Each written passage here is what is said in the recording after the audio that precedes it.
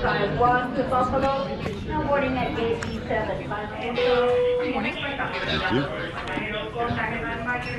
Thank you.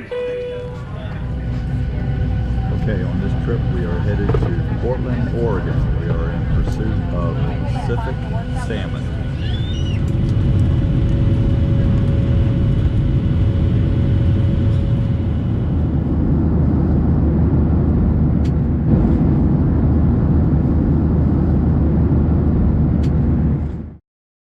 We have arrived at our destination in Hammond, Oregon.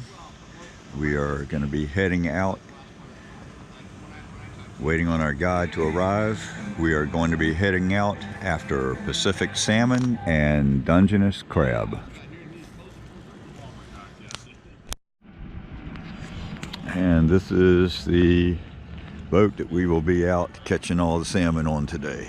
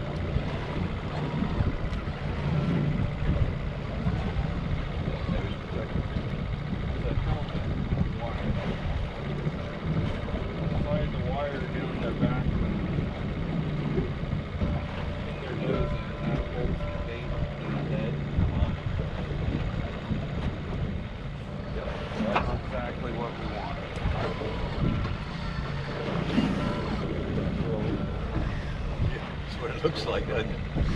Well, I saw these things they were selling at the store. So now jigs or something that makes it spin. I'd never seen it before. Well, the helmet helps with that. The wire really holds the bend in them. And the deal is, Oh, the wire that stuck down through it. yeah. So when I bend the Oh, like yeah, that, okay. when I put that bend in them, that's what makes it spin and holds it, and it makes those baits last a lot longer. Okay. Because the wire's holding the bend, not the hooks. Normally, if you rig bait on bare hooks, the hooks and line are pulling on the bait to keep that spin, and eventually the hooks pull through, the bellies blow out, bait. You know, you got to change bait about every 15 minutes. That's what happens with a belly hook. Yeah, with these, fish these things all day almost if you wanted. And I'd change them out just for something to do. But as long as they're spinning like that, they're pretty well fishing. And then just down around the corner is the bar and the ocean. Okay. So we're not all that far from the ocean. All right.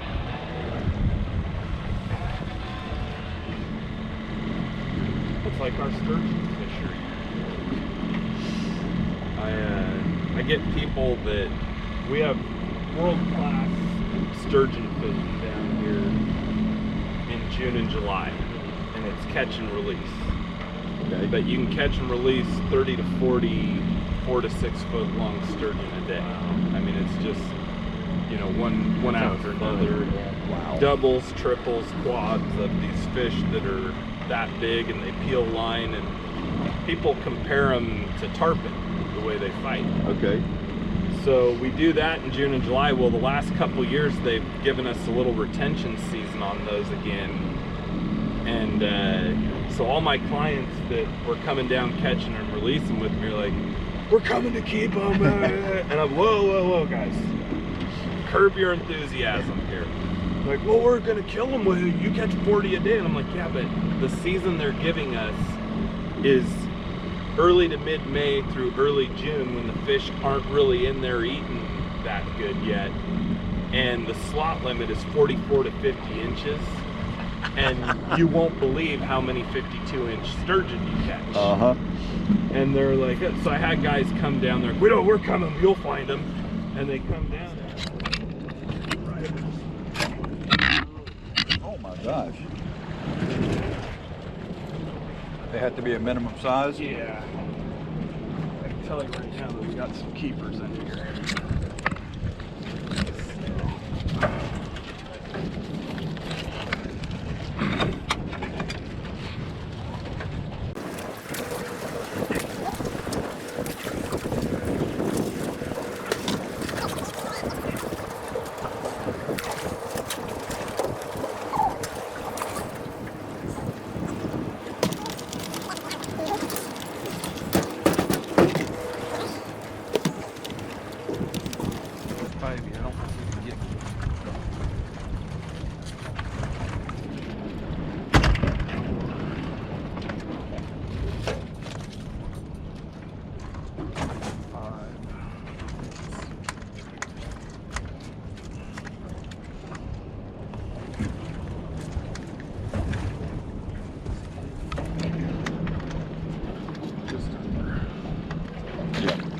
That close, let them go.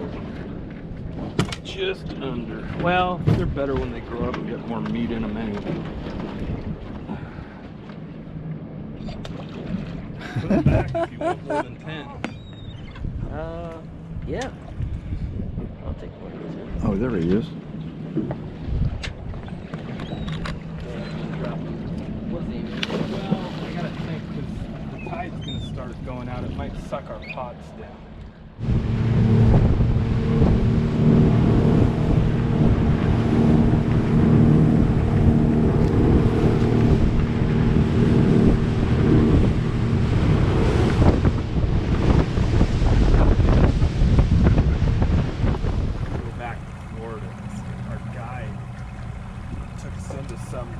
Secret area where nobody else wanted to fish.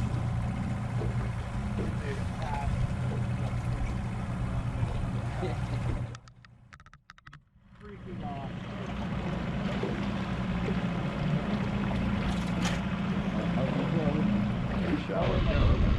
Launch your kayak there, and then you paddle right out to the river, and there's a dry dock right there that they work on boats at. And if you just paddle your kayak up and down along that dry dock, you'll catch fish. I catch a lot of fish. And I'm always looking for new spots to go to. Look, I'm gonna try and... That's spring Chinook, and the best time to do that is kind of... Well, on this day, we didn't see any salmon, didn't catch any, just like you didn't see on this video. We did catch 14 Dungeness crab and a lifetime memory. I thought I'd show this little operation here at the end of the video. This is another captain's haul of Dungeness crab. We will put ours right on top of that. There's a wire that will separate them. They had this crab cooker there at the marina, powered by propane, and they just drop them in there. Here's Jim, our captain, putting our crabs in the cooker. And they'll cook them for 20 minutes after the water gets back up to a boil. And afterwards you've got a big kettle full of cooked Dungeness crab. There you go. They will remove that basket using a forklift, and then they will hose the crab down to get them cooled down real quick and then toss ice on them. The Oregon Department of Fish and Wildlife takes surveys on a number of fish caught, just like a lot of states do. There was a woman at the marina when we came in, and I asked her how many fish had been caught that day.